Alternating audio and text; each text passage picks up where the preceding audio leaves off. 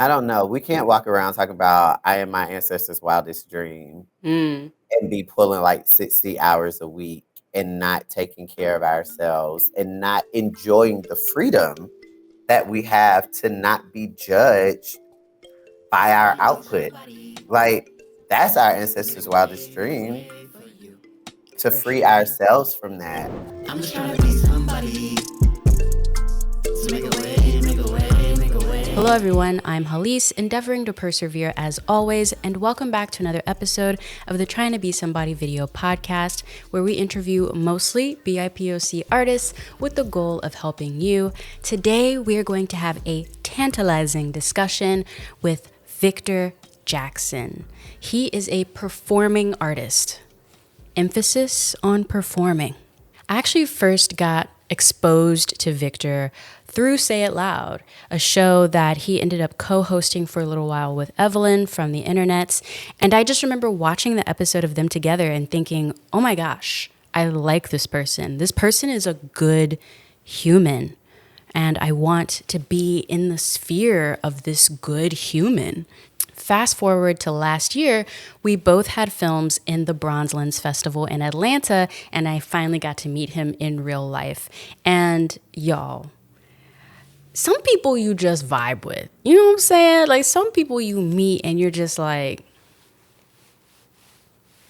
I see you. And so, to be honest, I really just wanted to share him with y'all. Like, I just feel like Victor has this beautiful energy and this beautiful light. And I just feel like everyone can just gain something by being in his presence. And since we can't all be in his presence physically, I wanted to bring him to you digitally as best as I could. And so this episode is less about the creative journey, the creative struggles, creative careers. Don't get me wrong. Of course, we touch on those things because Victor has had quite an expansive career. But this episode is really more about being human and the journey to trying to be your best version of yourself and unlearning patterns that maybe you've created based in scarcity or trauma and how to move past those. So I'm so excited to get into this. Let's do it. I mean, you've caught me at a really good time. Have I? How so? I'd say like last week, like last Monday to the Monday of this week has been just really like emotionally expansive. And Okay. it came through me doing a lot of things that some things I really saw myself doing at some point in life, some things I've seen myself doing and I've ran away from it. And like it all kind of happened in like one Monday to Monday. And then it was like lunar eclipse. And I was like, okay, okay. And so I've kind of just this week been sitting in that and kind of digging into all the things that happened last week and how they um, make up the future that I see for myself. Wow. So before we get to, because I already like have my notes over here because you Hmm. already said stuff. I'm like, ooh, we're gonna Hmm. circle back on that. But My name is Victor Jackson. I am from College Park, Georgia. I live in Atlanta now, though. I am a performing artist, a host, and a creative director. I have a podcast, Live, Love, Dance with Victor Jackson. I have an EP, Man Muse Magic, available everywhere. And, I be in these Instagram and Twitter streets, living my truth and having fun. I love it. Can you talk a little bit about like how you got your start in, I guess, your like whatever you consider to be your primary artistic Mhm. focus, if you will? Yeah. I'll say this. I've always been a triple threat. It is not, I didn't know what it was until I went to a performing arts high school, and that's what people like dubbed it. But my parents met in choir in college. So I do not know a time in my life where I couldn't sing. I don't. I didn't take a dance class until I was 17. But me and my siblings and everything, we used to dance all the time growing up. I used to like book things as a child as a dancer. And they were like, but you don't take classes? I'm like, no. And then acting was always just, it was kind of like from Easter plays to working with Kenny Leon. So it all kind of just all, I don't know, happened. I remember vividly singing at church with my dad and my brother. I was like 5, so my brother was 4. My brother Vaughn was 4, and we sang the song, "Can't You See for Yourself What Drugs Are Doing?" And the whole like congregation was reacting, and to be that young and that small and see how your voice affects people, I think it made me want to always discover, well, what else about me can affect people? Like if my voice can my movement? If my movement can my acting or my storytelling? And then kind of through creative direction, I found a way to bring all those things together. Dang. So I'm gonna say this as someone who has been a creative director on something, Hmm. and yet still is like, am I though? How do you define being a creative director? Like, I will say this, and I say this a lot. I always say I am a creative director in the spaces of music and entertainment, because a lot of my creative direction work, like I have worked on some brand stuff, and it's been really great and it's been really fun. I've been able to like pull some things over, but for me in entertainment, specifically with music artists, it's being able to see everything from a bird's eye view and have some level of insight and understanding and inspiration in all of those things. I think, if you're in a digital space, then it's like, what you want your lighting to feel like, what you want, your color palette to be like, how to create the space. And so I think different things are needed to create different spaces, which is why you have creative directors that work in so many different avenues. But yeah, I think we're all valid in our creative directorness. I saw a tweet. It was like, I want one of those fake gay jobs, like creative director. And I was like, dagger through that the hurts. heart. I was like, it's a real job. I really Well. make money doing it. No, it was funny. No, I like because like my official title for my production company that I gave myself is Hmm. executive producer and creative director, and I felt the need to put both because when I Because think they of an do different things. yeah, because it's like an executive producer in so few words, an executive producer just cuts checks. Like they're there to balance the budget. They are there to executive the Yeah, thing. yeah. But the creative director is like, yeah, I want the video to look like or feel like, or I wrote the Hmm. script, or like I feel Hmm. like it encompasses the writer, producer. You could be the one Yeah, filming it, editor, like all of yeah. it, because it is your creative direction. You are leading the charge You are to leading the creativity. creative. You are Yeah, directing the creative. to where it's supposed to be and like how it's supposed to end up. Yeah. That hurts me though. That hurt my feelings. I That's a mean mean, Twitter. it was a mean tweet. It was a mean tweet. I was like, yikes, yikes. And then I did the most terrible thing and like clicked on it and looked at the replies Oh, underneath. And it was just like more reiteration. And I was like, yikes. like my Yikes. soul. I love my job. I love my job. Yeah. Good stuff. As you know, the theme for this season is called, I'm dubbing it Knowing Your Worth. Mhm. And I was interested and excited to like interview you for this. One, because I actually didn't actually get to meet you until like face to face anyway, until the Bronze Lens Festival, Mhm. which was so fun that I got to Yes. finally meet you there. But it was also just like I think the reason why I was excited to meet you, and I don't know if this is happening for you, sort of like at this phase of your career, where you just start to get excited to meet people that you can tell just like know what they're finna do and know what they're not finna do. Mhm. Mhm. Mhm. Like there's Yes. just like the maturity of just time has Yeah. happened. And Yeah. maybe it is maybe there's like some hints of jadedness, but it's not in a negative way, but it's just like, I know Right. I'm not finna do that. You know what I mean? We were like, nah, That's not for me. Look, that's what not God it. has for you. It's for you, and I'm not gonna stand in the way of that. I step aside.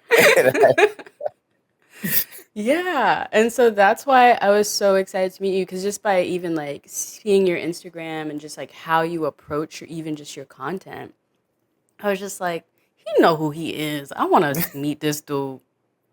Meet him. Yeah.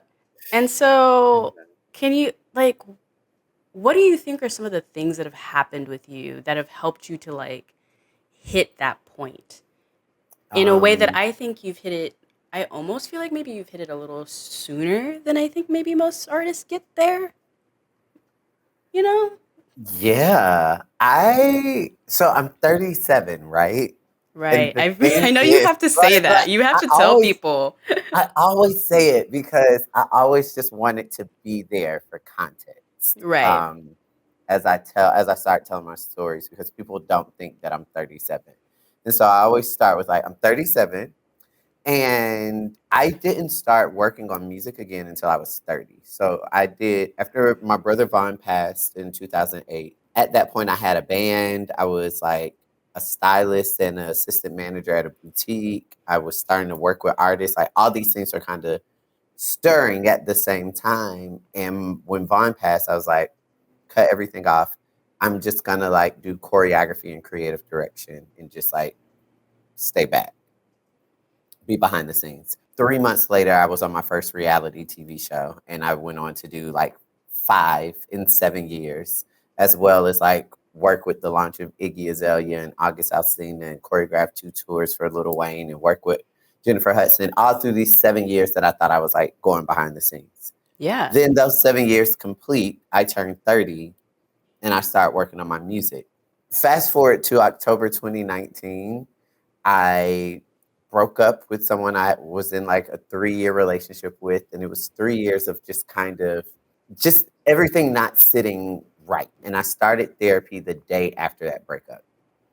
Like my god sister sent me an app. I matched with a therapist. I was like, I need to talk today. Yeah. And we got on the phone and she was like, so what do you want to talk about? I was like, I just broke up with my boyfriend yesterday. She was like, okay, do you want to talk about heartbreak? I was like, no. I noticed a pattern. I noticed a pattern, and these are the things that keep happening in my relationships: romantic, platonic, business, do, do, do, do, do. And at some point, they end up like this. There are moments in my life that have gone really, really great, but there are these landmines that always set me back. I don't want that to happen anymore. I want to dig into it. And so I started my therapy journey October 2019. And from October 2019 to now, because we are literally in October 2022 Oh on yeah. like the same week that that breakup happened. Like, ooh, I told you caught me at the right time, but like Wow. I'm really there. And I can say like beyond any shadow of a doubt, therapy is why I am living at this level of authenticity now. Wow. Because I had a lot to unpack. I had a lot to Yeah. unpack, and my music couldn't give me enough of a release, and my choreography couldn't give me enough of a release, and my work couldn't do it. Relationships couldn't do it. It's like I needed therapy. I needed mindful time with an unbiased opinion who is trained to help me wield tools that give me a better future. Like I needed that. I had everything else. Dang. I had clients, I had church, I had my family, I had my friends, I had boys who wanted to be a boyfriend. Like I had everything else was floating in the ethos, but really like dodging grief, dodging trauma, Mm. dodging low self worth, dodging body image issues, dodging all of these things. And I needed therapy to help me find balance. Would you say that you and I think this is something that now that I'm getting older, I there was like almost like a click shift with this.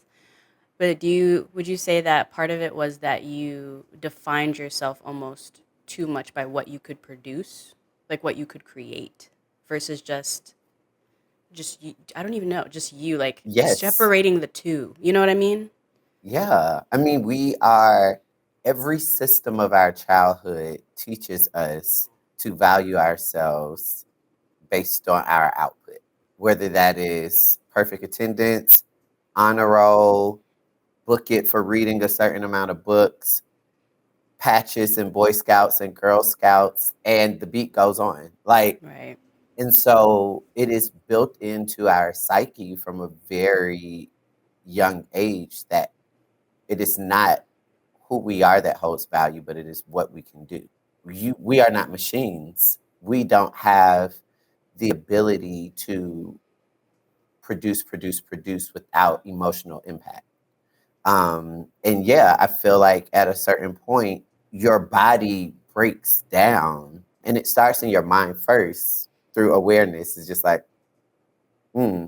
And if you try to push through it, then your body has to join in reiteration. But yeah, something does click where you say, now hold on. Because you also realize that no matter how much I produce, it's never enough. Yeah. I think that's what clicks. I think what clicks is Ah. no matter how much I sacrifice, no matter how hard I work, no matter how there will always be more that is expected. And so I can't win against that. So I must reshape or retrain my focus and start focusing on what my personal mission and purpose is. Hey everyone, I hope you are enjoying the podcast so far with Victor. There is still so much more to come, but first, some quick announcements. First, thank you so much for stopping by and listening/watching the podcast. I really appreciate it. If you are watching us on YouTube, consider liking, sharing, and of course subscribing to this channel. It'll really help us out algorithmically and help us to be seen by more people on the platform. Likewise, if you're listening to this podcast wherever you get your podcasts, consider rating us. 5 stars is always preferred, but we love constructive criticism as well. So let us know how you feel through a rating. If you want to take things a step further, consider joining the Patreon, patreon.com/Halise. There you get early access to all of these episodes, as well as exclusive content, bonus content, and merchandise. It's a good time. In fact, I want to take this time to shout out one of my most engaged patrons, Passionate for God and Diamond Gray. Y'all are always commenting in the Patreon, supporting and enjoying the content and giving your thoughts. I really appreciate y'all. So thank you so much for being part of the community. Finally, when I'm not here online telling stories or creating content, I'm also teaching everything I know on Skillshare. I've been teaching on the platform since 2020, and I have a variety of different classes there. And I just really love doing that, taking everything I've learned over the years as a digital storyteller and helping enable others to tell their own story in the best way that they can. So if you're interested in learning how to use software like Adobe Premiere Pro and After Effects, or maybe you want to learn how to light yourself better using minimal lighting or natural lighting, check out my classes on Skillshare. If you use the link in my description and the show notes, you can get 1 month of a free trial, which is more than enough time, honestly, to take my classes and then bounce. And also take some of the other amazing classes that are available on the platform, because there really are some amazing teachers over there. Like, get your life, for real, for real. Get that 1 month free trial, then dip. I'm not mad at you. I will not be mad at you in the slightest, okay? All right, let's get back to Victor. I'm excited for this next section of the podcast because we get real deep into spirituality. Yeah.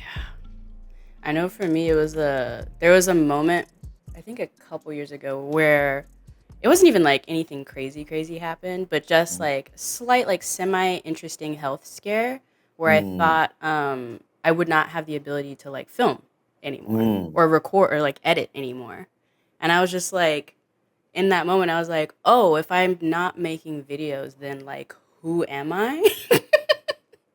And I like couldn't Yeah, answer that question. yeah. And that was like enough for me to be like, what? Some things Hold need to up. change. Like for real. For real. You be like, wait a minute.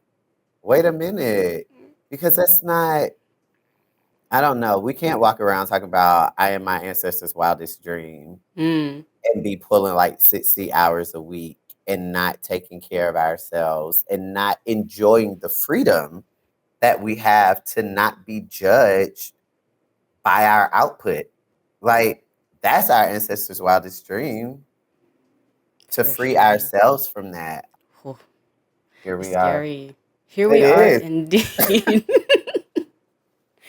I'm like, ooh, I have a question for you because, like, Mhm. I think something that's been interesting for me as, because it's funny you mentioned ancestors' wildest dreams because I do think about that a lot. Like right behind me, right here, that's my grandmother who I'm named after. Mm. It was a paper article that she was in the Portsmouth Times. My Oh, family yes. hails from Virginia, I love it. and the Carolinas. She was a hospital like cleaning lady for like an absurd amount of time. That was her whole thing.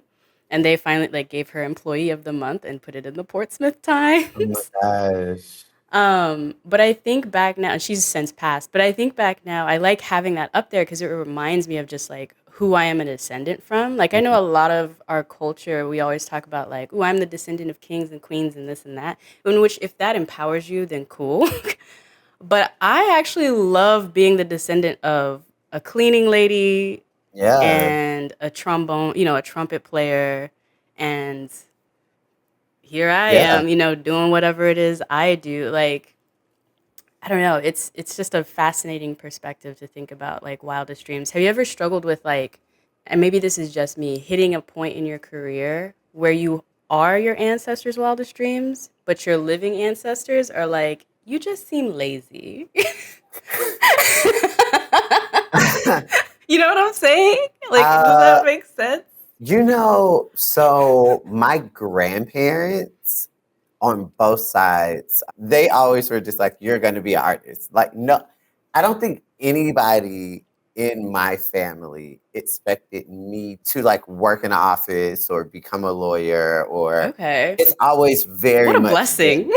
yeah, like I'm very, very grateful for it. And I think once I leaned into my artistic endeavors and I ended up on TV, Right. then, right, then it was like, oh, well, he's on TV and he's in this movie and he's doing this and da da da da da. And then my siblings all pursued it as well. So it's like we've kept our, restaurant jobs or nannying jobs or retail jobs, to keep us afloat. But yeah, it's really, my Wow. family, it's always been understood. And I think it is because my parents met in choir in college. And so like they both grew up singing and grew up doing talent shows. And my father's mom was a gospel singer and my mom's dad was in an R&B group in the 60s. And so it's like, and even with my brother Vaughn now being ascended and being an ancestor, like I know that me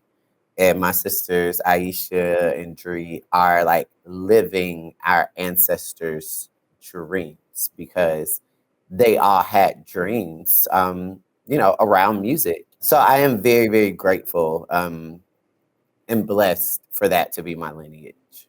How fascinating. Because it's Yeah. like, on the one hand, I think there's a lot of conversation in the community now about like generational trauma, right? Hmm. And Hmm. how can we break that generational trauma that we're all kind of going through as artists, creatives, people, black people, it's just, whoo, the traumas, you know? Therapy. Therapy. The answer is Therapy. therapy. No, the answer is therapy because, like, even for me, like, I'm even thinking about how I answered that question, right? And it's Sure. and it sounds very magical that this little black queer fairy was born into a family of musical people and he was passed down through generations of love and light to land on this podcast. It's like, no, like, you know what I mean? Like, that's Yeah. not what it is. You know what I mean? Life for me truly ain't been no crystal stair, but it's therapy that has helped me work through those things, and adjust my perspective on those things where like I can see, the good in my lineage before I just see the trauma and the pain and the grief of it all. Therapy. Black Yeah. people, black people need free therapy across the United States. Like seriously. I'm Seriously. in I'm in complete and utter agreement of that for sure. I love that you're like reiterating that over and over because real talk, I have no judgment whatsoever of anyone, which obviously anyone going to therapy Mhm. doing it. I'm like, yes, do it. Yes, amazing.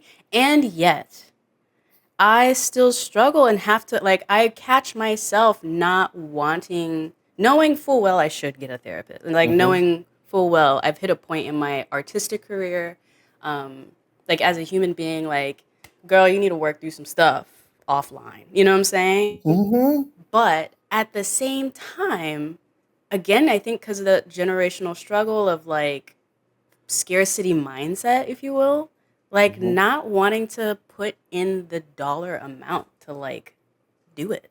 You know what I'm saying? Find if that is your thing, I understand because it Or was my thing. prioritizing Like it, I guess. prioritizing it. No, it's a real Yeah. thing. And like also to be completely transparent, from October 2019 to I'll say like early 2021, I had a therapist. And then from like 2021 up until like mid 2022, I didn't have a therapist. And it was about like, do I want to spend the money on this? Like when I need to Yeah. do this, I need to do that. I need to invest in this equipment. I need to invest in this Yeah. show, like all those things. And a very, very close collaborator of mine, his name is Aaron Hamilton. He passed in August. And dealing with that took me back to like a low that I did not want to go to. I knew the things that were associated with that depth of grief for me and how I had Yeah. experienced those things with my brother Vaughn passing, with my friends passing, my grandparents passed, like 2018, 2019, 2020, like back to back to back. And so Yeah. I was very much finding myself in a place where I had a life coach. I had a life coach mid 2021 to 2022, mid 2022. And after my friend Aaron passed, I was like, therapist, let's find a therapist. Like, I literally just started working with this new therapist. It's October, so the top of like September is when I started working with her. So, like, I haven't just been in therapy for, 3 years straight. Blah, blah, blah, blah. I worked with a therapist. I've worked with a spiritual healing guidance counselor who's also a licensed therapist. I've worked with a life coach who was also my TEDx coach. And after we did my TEDx talk, I also worked with her. And I mean, and like paying money, but Yeah. also making sure those pay stubs are what they need to be. Girls, get your paperwork in order, and you can definitely get assistance for these Yeah. things. Like you truly, truly can. No, they're not just like okay, all Black people just show your ID and you get free therapy. But there are sources and spaces available for people of color to get discounted rates on therapy. Please look for those resources. They are on the same Google you find your Telfar bags. I know because I've used it for both. Okay, let's see. You hit me. You said it. You said it. I love that. Thank you. Actually, speaking of working with a spiritual coach, I actually wanted Mhm. to, if whatever you're comfortable to talk about, Yeah. I wanted to talk a little bit about like your spirituality and spiritual journey. Hmm. Um, because I notice just on your social channels and even just in the language you use, Hmm. I can tell the underlining base is, I would say, like Black Christianity, and Hmm. I've Hmm. prefaced saying Black Christianity because that is Hmm. different. It is. It is It its most own certainly is. thing. It is indeed. It is um, indeed. we loud and we proud, Hmm. and it's Hmm. beautiful. And But we're I also, soulful. and yeah, just so much soul built Hmm. into it. I am a descendant of preachers, pastors, Hmm. deacons, all that. Yeah, I'm a descendant of those.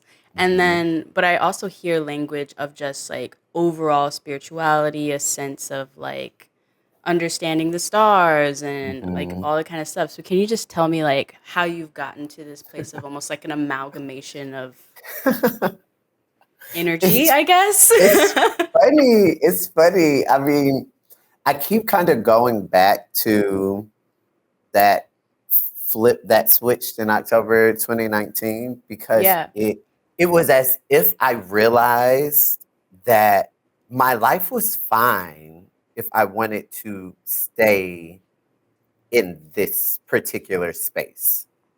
If I wanted to just stay in this space, I could live a very long and, you know, successful life to some extent. But I realized like the way I'm thinking about everything ain't necessarily what it is. And Mm. as I started thinking about that in my career and thinking about that in my romantic relationships and thinking about that in my family relationships and thinking about it in just the way that I interact with people as a whole, I started seeing how a lot of that I learned at church. And a lot of it I learned at, Sunday school or being in choir rehearsal or being just like all of those things. And I was like, well, how much of this has in turn created an inner voice or inner dialogue that's always judging me, where I'm always judging myself and in turn always judging others and holding others to this impossible standard that obviously I'm not meeting because I'm always judging myself.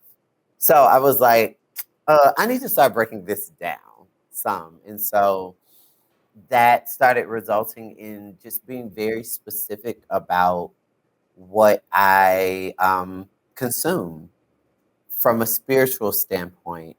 And in doing that, I've I feel like I've kind of unlocked that amalgamation and in knowing that like God is as expansive as I'm ready for God to be to me.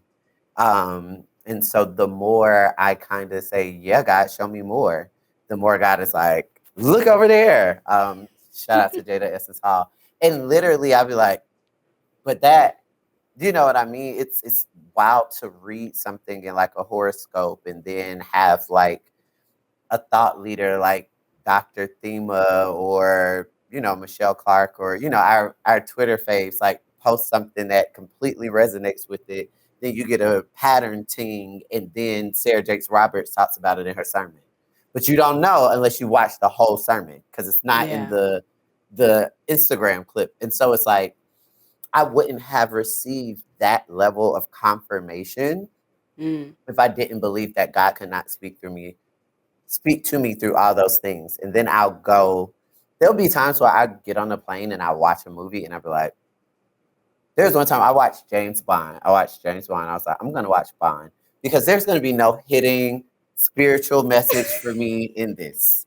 Okay. I don't got to worry about it. Like I could see some action, some fight sequences, nice cars, like luxury and action. Let's go.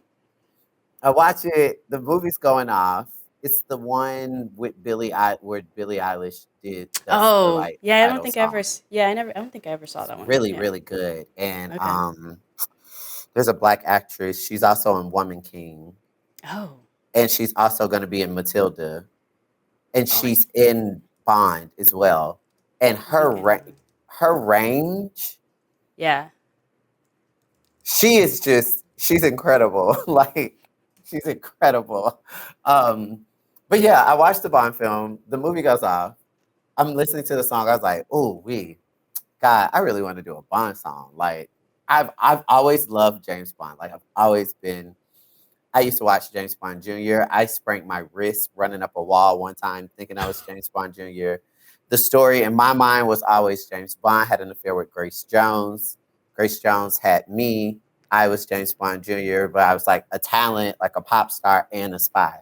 Um, Okay, yeah. so just know I'm not letting go of it. But anyway, I was like, I want to do like a spy. I want to do a spy song. Like this would be really cool. I then get off the plane. I go to my hotel. I check in. I'm like there to shoot this campaign. There are two guys there. They've never been to LA before. I was like, well, you got to go to my friend's party. my friend Brandon. Shout out to Brandon. We go there, we go to the party. My friend Devere walks up to me. Devere's like, and mind you, Devere's in Honk for Jesus Save Your Soul. He's in Sherman Showcase. He's in like, we went to high school together. I'm like his big brother, but he comes up to me. He's like, brother, I got this script I need you to read. I was like, what is it? He's like, it's about these gay spies. I was like,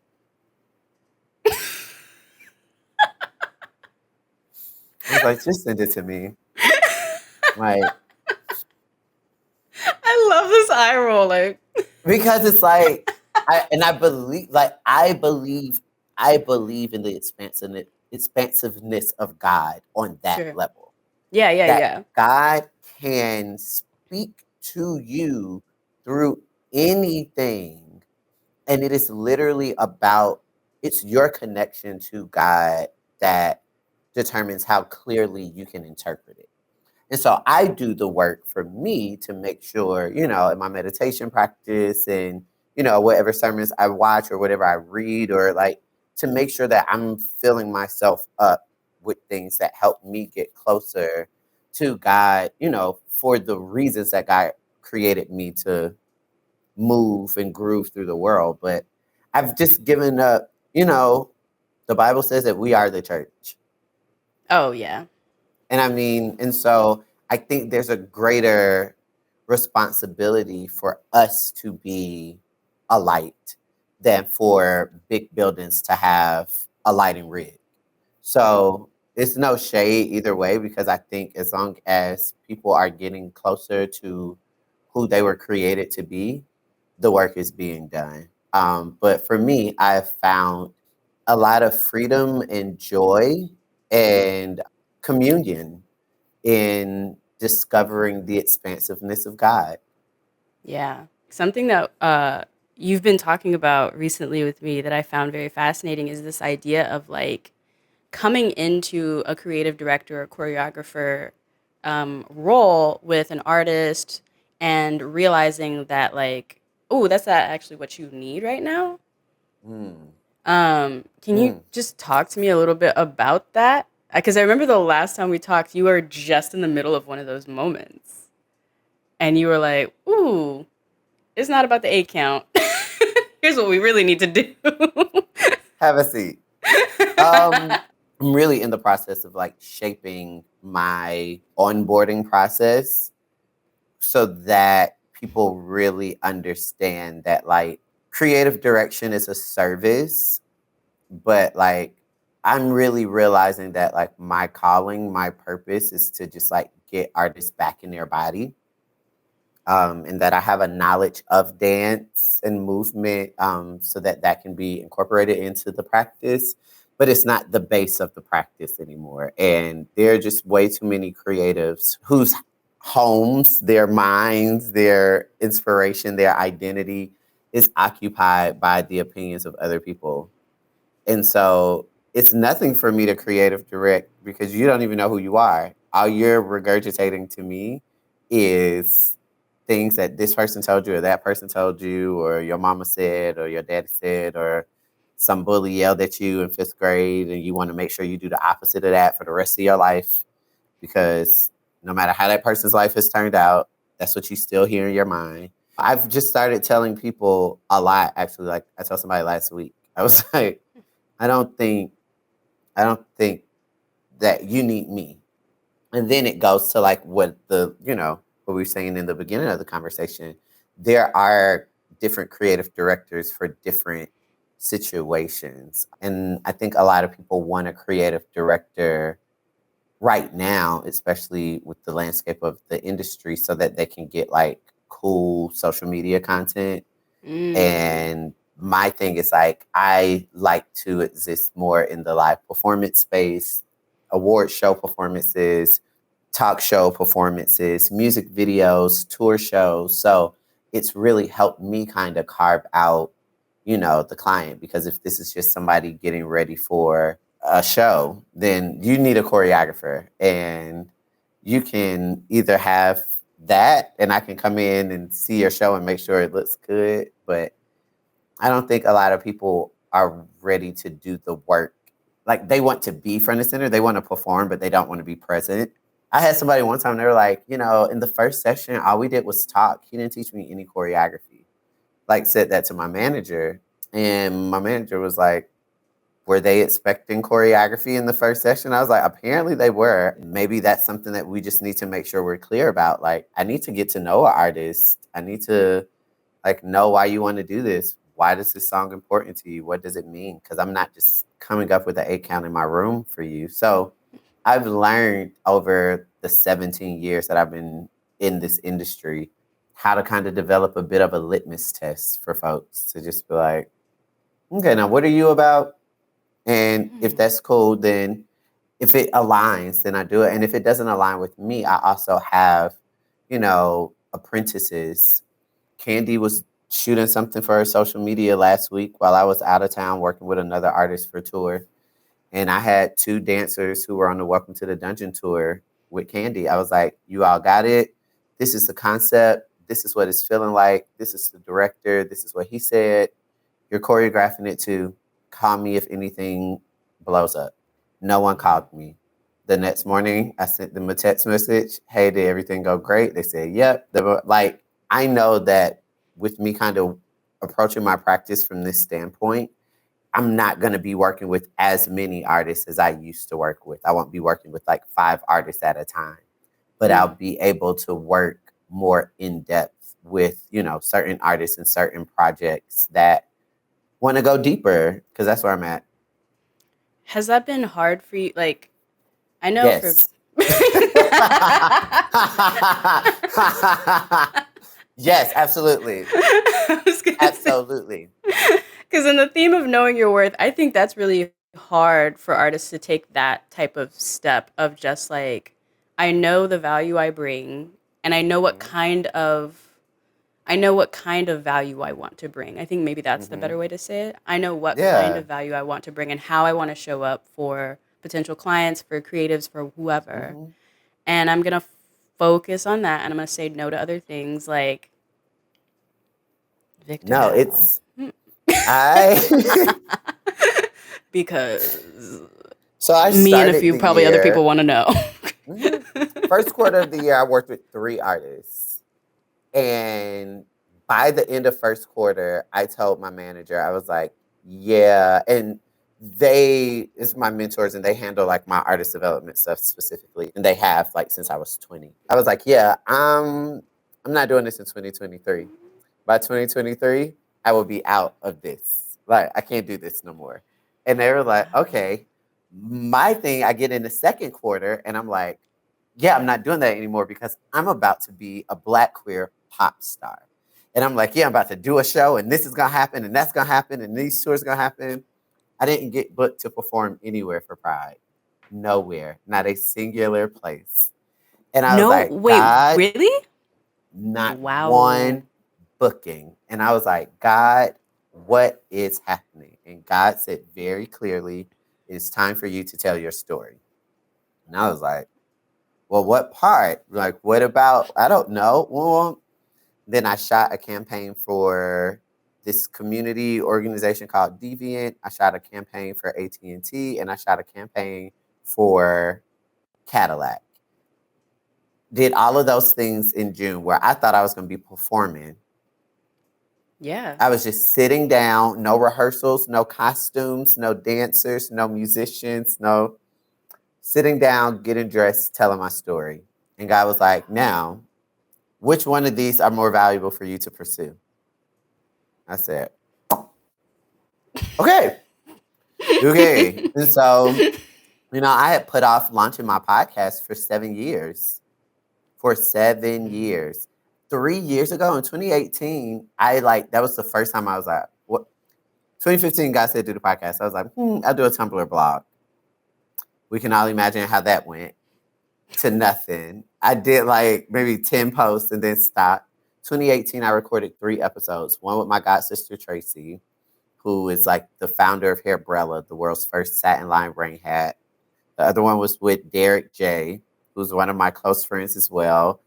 And we did good hair together and all of that stuff. And the third person was Jasmine Guy.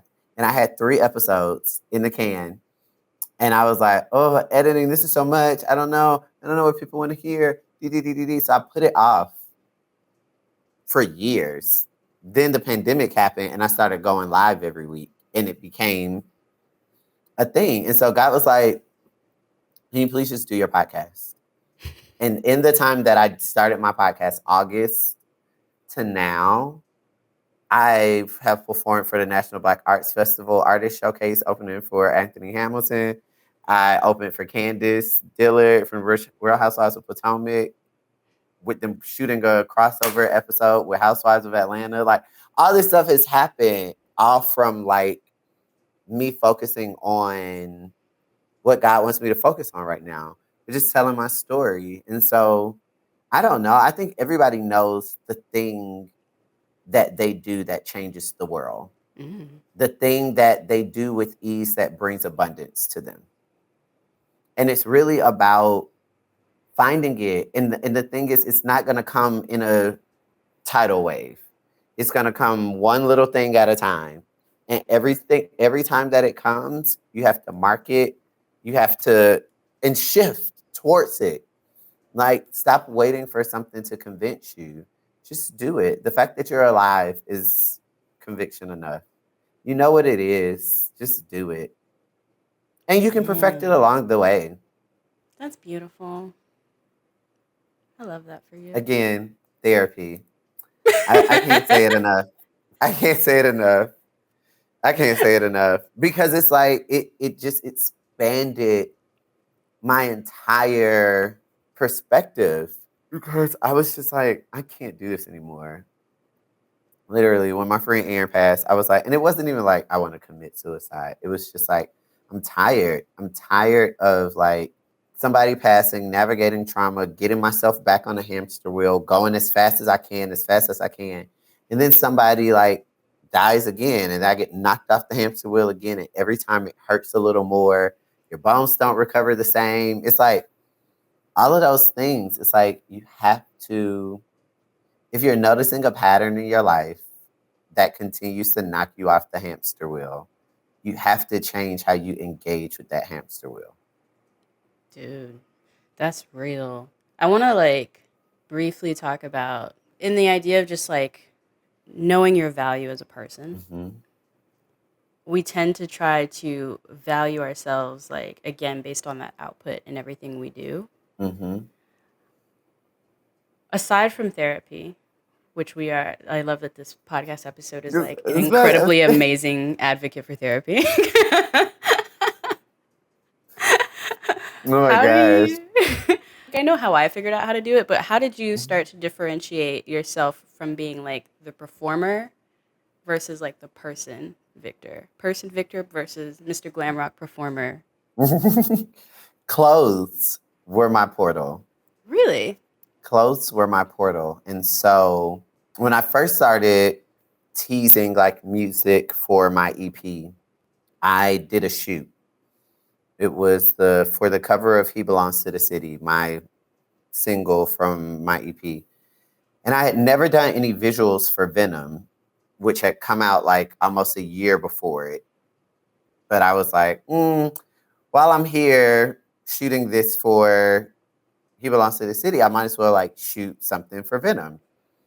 And I shot in opera-length gloves, a corset, and a do-rag. I think I saw that. But the stuff for He Belongs to the City was me in a suit. It's like a suit, like a mesh shirt, like, and I was like, we got to start bringing these things together. And so slowly but surely, I started dressing in a way, and I can say that this has really come also through like wearing a lot of Black designers and Black queer designers as well. Finding my identity through the inspiration of other Black and Black queer creatives has helped me really like love myself and love how I look and love how I present. And I think it's like, you can think about output, as one way to determine value, but you can also think about like glow, shine, like things that are shiny are valuable. Things that are, and people can see your light when you're operating in your light. And sometimes operating in your light doesn't look like doing. Sometimes it looks like being. And so I've committed a lot of time since August to like being, to Yeah. just showing up, finding something fabulous to wear, and like filling my closet with as many things by Black designers and Black queer designers as possible. So when somebody asks me like, what am I wearing? I'm like, oh, it's such and such and such. Yeah, they have a this that I like. And it just feels good. I feel like I'm creating my world. I'm creating how I want to be experienced in the world. And so like getting dressed has been a way that I know I can own that power and own that agency and do with it, kind of create whatever magic I want to create. So it's really helped me show up. And so now I dress, how I dress on stage and how I dress in public is like now interchangeable. I was gonna say, yeah. You go You get be a looking sheer shirt, fly. either way it go. Like, you know what I mean? And so but that was like intentional work that I did. Because I realized at one point, I was like, every time I gotta like do something, I'm buying a whole new set of clothes. Why am I doing that if this is just who I am? And so I started putting on the pieces, and I it's love fun. it. It's It fun. And is all the very heels, fun. the bags, the nail polish, the like, it all helps me love me more.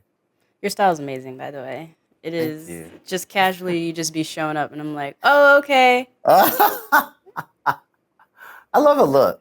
I love a look. I love a look. Yeah. Oh, man. Okay. As we conclude, Hmm. is there anything that you just want to make sure that people for sure take away from this episode? If, like, it can run the gamut of hitting the topic, not hitting the topic, anything. I don't know. We've been talking about value, and finding value in yourself. It's not just a performer, but as a person as well. And in 2020, I started just sharing the mantra: you deserve to live, you deserve to love, you deserve to dance. And when I first told my mom, I was like, God gave me this mantra, and I'm like, I'm gonna start saying it. I'm gonna say it when I put out "You He Belongs to the City," and I'm gonna keep saying it. And I told my mom, and I was so excited, and she was like, I mean, is that to gay people? Is that to Black people? I was like, it's to everybody, Mom. Everybody deserves to live. Everybody deserves to love. Everybody deserves to dance. And so, like, that's what I want to say. You deserve to live. You deserve to exist in the fullness of your authenticity. You deserve to love. You deserve to be shown affection and acknowledgement and attention for living in the fullness of your authenticity. And you deserve to dance. You deserve to feel your authenticity so much in your body that your body has no choice but to respond to it through movement. Like, you deserve those things. And if there's anything in your life that is not contributing to that truth, do the work to push it out and make room for the truth of who you are. A person that deserves to live, deserves to love, and deserves to dance. Oh, man. I love talking to Victor because the way he speaks and the way he's just, again, so abundantly just giving and uplifting, it's hard to not feel his testimony, his presence, his sermons, if you will. Every time I talk to him, I always just feel renewed and restored. And I hope that this podcast episode was that for you. If you don't already, please follow Victor on Instagram. He be serving looks, real talk. And also make sure to check out his music. He's a whole vibe, all right? I will make sure to link to everything in the show notes and the description box. Check him out, show him some love. To conclude though, I want, as always, to hear from you. And I want us to take Victor's message to charge. What are you running from right now? What patterns do you see in your life right now that maybe it's time to confront? Maybe it is patterns around your art, your relationships, your work, whatever it is. And you don't necessarily need to comment down below with that if you don't feel like sharing in such a public way. But I really hope that by listening/watching this episode and meditating on this prompt, that you can start to unpack some things and begin to figure out what it means for you to move forward authentically. Again, I'm Halise, endeavoring to persevere as always. Thank you so much for listening / watching this episode of the Trying to Be Somebody video podcast, where we interview mostly BIPOC people about their creative careers with the goal of helping you. I will see you next week. The Trying to Be Somebody video podcast is a Stumblewell production. Our executive producer and host is me, Halise. Our editor is Christopher Narvaez. Our cover art for season 2 was designed by the amazing Natasha Cunningham. Make sure to check her out at AboutNatLife on Instagram. And finally, our theme music was produced by Jay Ruckers and performed and written by Belief in Music.